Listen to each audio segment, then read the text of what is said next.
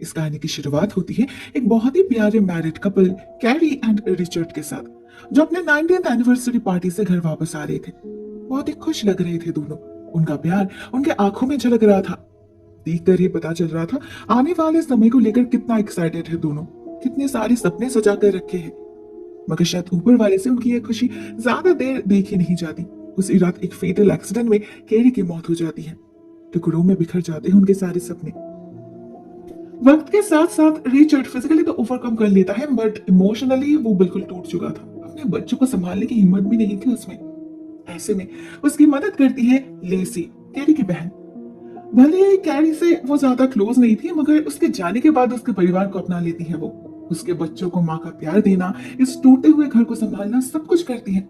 सिर्फ और सिर्फ उसी की वजह से अपनी लाइफ वापस मिलती है रिचर्ड को, जिसके लिए वो बहुत ही ज्यादा ग्रेटफुल भी था। मगर वो कभी समझ नहीं पाया इस सब के पीछे लेसी का भी कुछ और इंटेंशन है। वो मन ही मन रिचर्ड को पसंद करने लगी थी। उसकी ख्वाहिश थी रिचर्ड की जिंदगी में वो कैरी की जगह लेगी, ये परिवार उसका होगा सच में। लेकिन ऐसा होता नहीं। रिचर्ड एक और लड़की निकोल से प्यार कर बैठता है, खुलेआम डेट करने लगता है उसे। उसके कलीग, दोस्त, परिवार सभी को निकोल के बारे में पता था। भले उसके बच्चे मॉली एंड डैनी निकोल को पसंद नहीं करते थे उतना, मगर उनके पिता की खुशी से उन्हें कोई प्रॉब्लम नहीं थी। प्रॉब्लम थी तो बस लेसी को। उसे तो निकोल के नाम से ही जलन होने लगा था। बिल्कुल किसी ऑब्सेसिव मैनियक की तरह रिचर्ड को फॉलो करने लगी थी वो। जब भी उसे पता चलता था रिचर्ड निकोल से मिलने जा रहा है, वो भी वहां जा पहुंचती थी।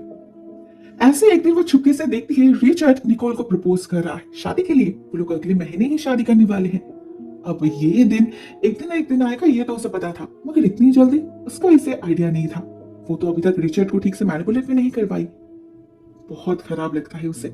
जिस रिचर्ड के लिए उसने इतना कुछ किया, उसने ही उसे ठुकरा दिया। यहाँ पर कुछ फ्लैशबैक से हमें लेसी के पास्ट का कुछ झलक नजर आता है, जिससे हमें एहसास होता है उसे कभी किसी का प्यार नहीं मिला। वो हमेशा से ही निग्लेक्टेड रही। कैरी के रिचर्ड के साथ भाग जाने के बाद उसे अकेले ही अपनी बीमार माँ का ख्याल रखना पड़ा। उसने रखा भी कई सालों तक।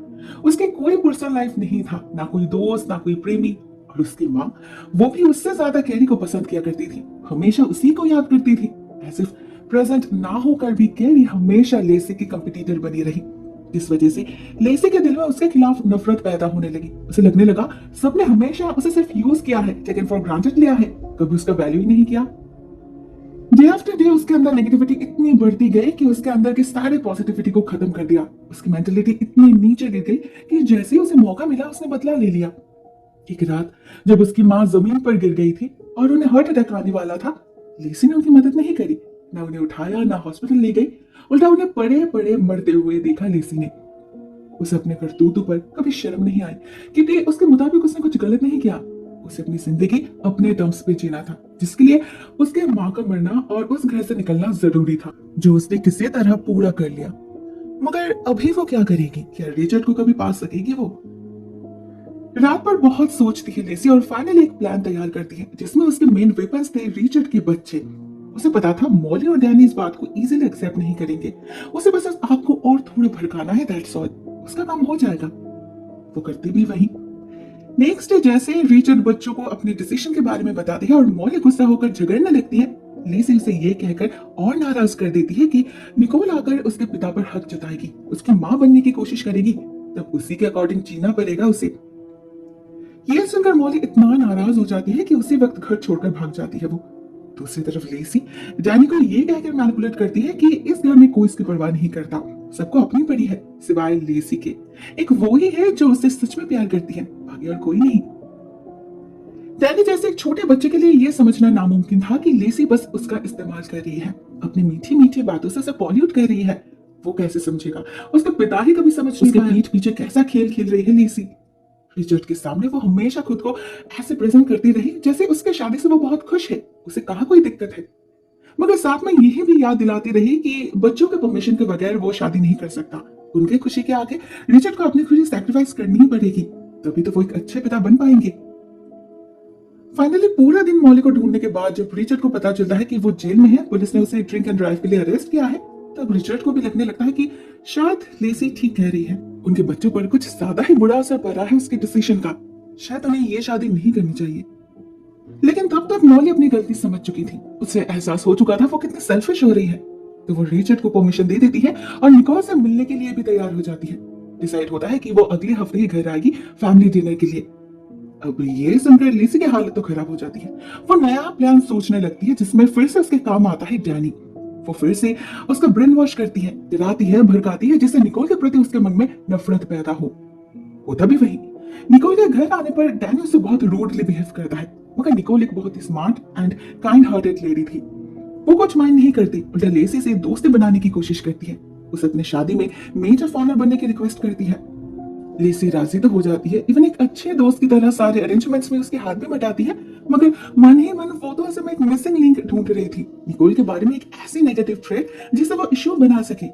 भला कोई इतना परफेक्ट कैसे हो सकता है?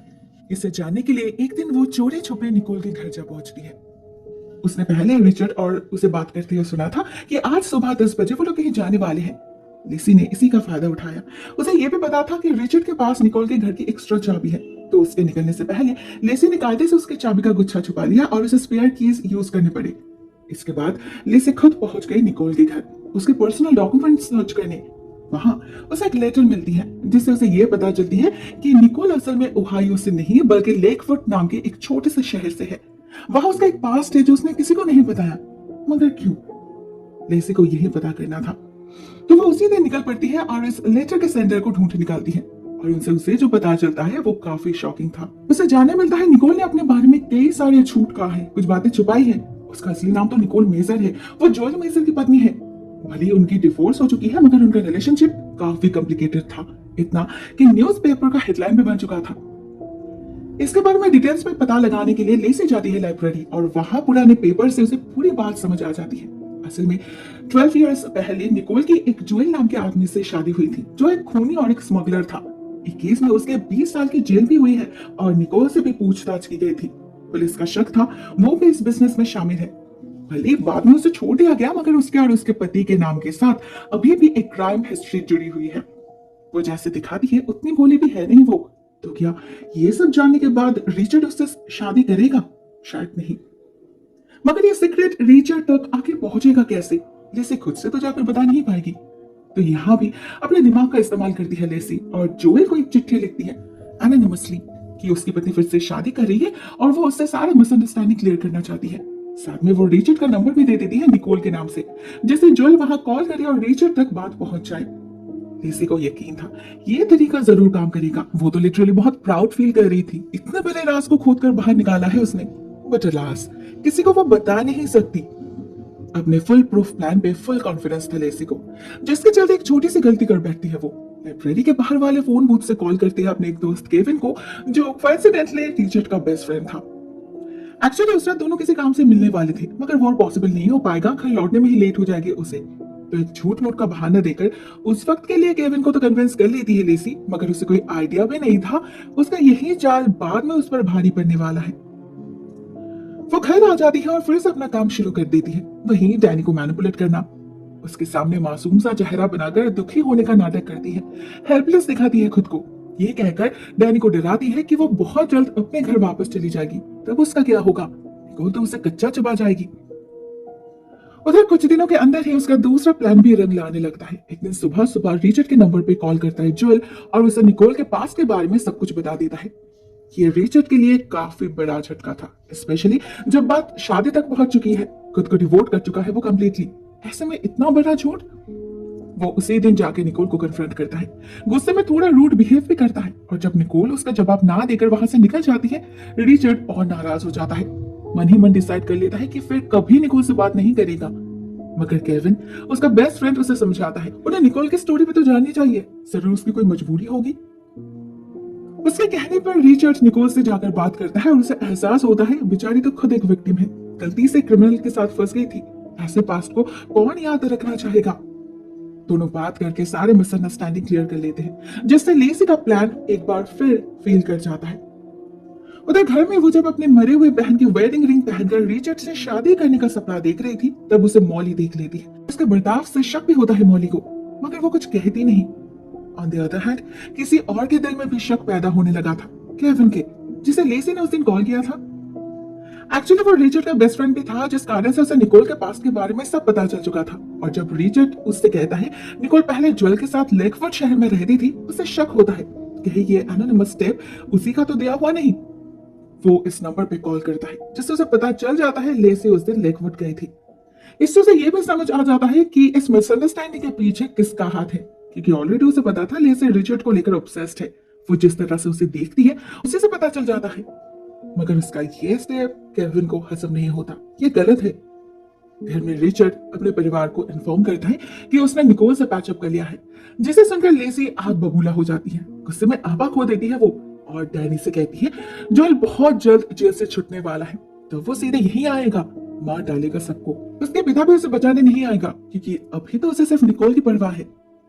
ये सब सुनकर बेचारा डैनी इतना डर जाता है कि उसे बुखार आ जाता है। स्ट्रेस के कारण दिन ब दिन उसकी तबीयत खराब होने लगी थी। अपने फायदे के लिए लेसी इस छोटे से बच्चे को भी नहीं छोड़ती। और जब रिचर्ड उससे पूछता है तो वो सारा दोष निकोल पर डालती है, कहती है उसी के टेंशन में डैनी का ऐसा हाल हुआ है, मगर वो थॉट्स वो डाल रही है उसके दिमाग में, ये नहीं बताती।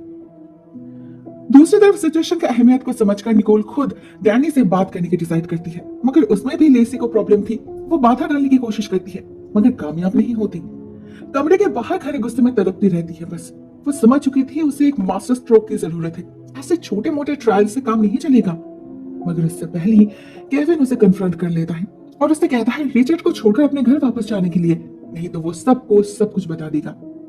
वो काफी सीरियस था, जिससे लेसी डर जाती है और एक पत्थर से मार के उसका खून कर देती है।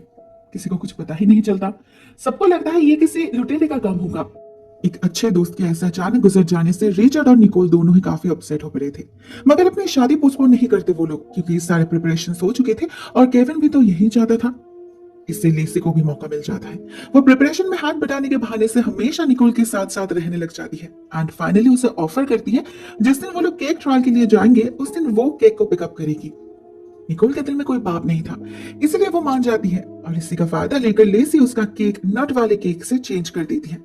और तो और कैफे में उसके बैग से मेडिसिन भी निकाल लेती है वो, जिससे अहम वक्त पर उसे दवाई ना मिले। होता भी वही, जब निकोल को सांस लेने में दिक्कत होने लगती है, लेसी उसके पास बैठे बैठे कंसर्न होने का नाटक करती है। देखते ही देखते हालत बहुत क्रिटिकल हो जाती है निकोल की। उसे हॉस्पिटलाइज किया जाता है। डॉक्टर कहते हैं अगर और थोड़ी देर हो जाती तो वो कोमा में भी जा सकती थी, हमेशा हमेशा के लिए। बट लकीली ऐसा कुछ नहीं होता। निकोल धीरे धीरे स्टेबल होने लगती है, जो लेसी से सहन नहीं होता। वो प्लान बी अप्लाई करने की सोचती है, जिसके लिए मॉली को घर भेज देती है वो। रिचर्ड तो शहर में ही नहीं था। मॉली ने उसे कॉल किया था, फिर भी उसे आने में थोड़ा वक्त तो लगेगा ही। हॉस्पिटल में निकोल के साथ बिल्कुल अकेली थी लेसी। इसी गोल्डन अपॉर्चुनिटी को यूज करती है वो। जब निकोल को पर्सनल केबिन में शिफ्ट किया जाता है तो एक पिलो से सफोकेट करके उसे मारने की कोशिश करती है वो। निकोल स्ट्रगल तो करती है, लेकिन खुद को बचाने की क्षमता नहीं थी उसमें। उसका दम बस घुटने ही वाला था कि सही समय केबिन में मॉली घुस आती है और लेसी को देख लेती है। एक्चुअली वो जब घर वापस जा रही थी तो कुछ बातें उसके दिमाग में स्ट्राइक करती है। वैसे भी पिछले कुछ दिनों से लेसी का बर्ताव उसे कुछ ठीक नहीं लग रहा था। बहुत अजीब हिस्टेरिक बिहेव कर रही थी वो, और एक टीनेजर होने के नाते उसे कुछ कुछ अंदाजा लग चुका था कि लेसी के मन में क्या चल रहा है, वो निकोल से क्यों इतना जल्दी है। ऊपर से कल रात जब डैनी उससे वो सारी बातें शेयर करता है जो लेसी ने उसे बताया था, तो वो और श्योर हो जाती है। फिर भी वो चुप थी कि शादी से पहले वो कोई सीन क्रिएट करना नहीं चाहती थी। वैसे भी कुछ दिन बाद लेसी तो घर छोड़कर जाने ही वाली है। मगर आज सुबह कैफे में जो कुछ भी हुआ उसे याद करके मॉली को लेसी का चाल समझ आ जाता है। उसे याद आता है केक कटिंग से पहले लेसी एक बार वॉशरूम गई थी, उसके बाद ही निकोल के बैग से उसके मेडिसिन गायब हुए, और उससे भी ज्यादा इंपॉर्टेंटली केक में नट्स कहां से आए। उसने खुद बेकर से बात किया है, उसने तो नहीं डाला। लेसी कितना ही टेंस्ड होने का नाटक क्यों न करे, मॉली ने एक बार भी उसके चेहरे पर वो डर नहीं देखा, ना उसके स्टेबल होने पर कोई रिलीफ देखा। ये सारी बातें एक ही तरफ इशारा कर रही थी, लेसी एक हिपोक्रेट है, नाटक है सब उसका। असल में तो वो निकोल को मारना चाहती है। जैसे ही मॉली को ये बातें समझ आ जाती है, वो भागती है हॉस्पिटल की तरफ और वहां पहुंच के अपने डर को सच होते हुए देखती है। वो बिल्कुल श्योर थी लेसी के करतूतों के बारे में, जिस कारण से वो उसे कन्फ्रंट करती है। साथ ही में रिचर्ड के आने पर उसे भी बताती है। इससे लेसी पड़ जाती है मुश्किल में और उसका असली चेहरा बाहर आने लगता है। वो और खुद को रोक नहीं पाती, न अपना ड्रामा कंटिन्यू कर पाती है। रिचर्ड जब उसे शांत करने जाता है, लेसी उस पर भी चिल्लाने लगती है। वो क्यों उससे प्यार नहीं करता, वो निकोल, वो क्यों आई उनके बीच। जबकि सच्चाई तो यही थी कि उसके आने से पहले भी रिचर्ड ने कभी लेसी से प्यार नहीं किया, उस नजरिया से देखा ही नहीं कभी, न कभी देख सकता है। इतना सब कुछ सुनकर भी लीसी हार मानने के लिए तैयार नहीं थी। वो सुसाइड करने की धमकी देकर वहां से निकल जाती है और एक नदी के पास जाकर अपना पर्स फेंक देती है, जिससे पुलिस को लगे वो मर चुकी है। होता भी यही। सबको खराब तो लगता है, मगर सब टेंशन फ्री भी हो पाते हैं। आखिर एक साइको से दुश्मनी मोल लेना कोई अच्छी बात तो नहीं ना। इसके बाद कुछ दिन बीत जाते हैं। रिचर्ड और निकोल की शादी हो जाती है और हनीमून पे वो लोग जाते हैं एक सिक्लूडेड केबिन में। उन्हें लगा था वहां शांति से रिलैक्स कर पाएंगे कुछ दिन, मगर होता कुछ और ही। देर रात रिचर्ड को कॉल करती है लेसी और धमकी देती है कि वो रिचर्ड के बच्चों को अपने साथ ले जाएगी, फिर कभी उन्हें देख नहीं पाएगा वो। इससे रिचर्ड सच में ही डर जाता है और घर में कॉल करके मॉली को वार्न कर देता है। साथ ही साथ उसी वक्त निकल भी पड़ता है वापस जाने के लिए। मगर ये तो असल में लेसी का एक चाल था। वो एक्चुअल में रिचर्ड के घर के बाहर नहीं बल्कि उस केबिन के बाहर खड़ी थी। जैसे ही हड़बड़ी में रिचर्ड निकोल से अलग होता है, वो पहले रिचर्ड को मारकर बेहोश कर देती है। उसके बाद निकोल पर चाकू से हमला करती है। दोनों में हाथापाई शुरू हो जाती है। निकोल खुद को बचाने की बहुत कोशिश करती है एंड फाइनली वो चाकू लेसी के ही पेट में घुस जाता है, जिससे उसकी मौत हो जाती है। फाइनली उसके पागलपन से आजाद हो पाती है निकोल। उसके बुलाने पर रिचर्ड का भी होश लौट आता है एंड एट लास्ट इतना सब कुछ हो जाने के बाद सब कुछ ठीक हो जाता है। एट द एंड हम रिचर्ड के परिवार को देखते हैं, जो फिर से एक बार कंप्लीट हो चुका था। बच्चे भी बहुत खुश थे और निकोल भी। होपफुली आगे भी वो लोग ऐसे ही रहने वाले हैं, कभी और किसी के बुरी नजर ना पड़े उन पर। इसी उम्मीद के साथ ये मूवी यहीं पर एंड हो जाती है। गाइस ऑनेस्टली ये एक वन टाइम वॉच मूवी है। ऐसे मूवीज में आपको पहले से पता रहता है आगे क्या होने वाला है, बट स्टिल देखने में इंटरेस्टिंग लगता है ना। मेरा एक्सपीरियंस तो काफी अच्छा रहा। आप बताओ आपको ये वीडियो कैसी लगी? Share your thoughts in the comment section. आज के लिए बस इतना ही दोस्तों। Thank you so much for watching this video. बहुत जल्द मिलते हैं किसी अन्य वीडियो के साथ। तब तक के लिए टेक केयर, टाटा।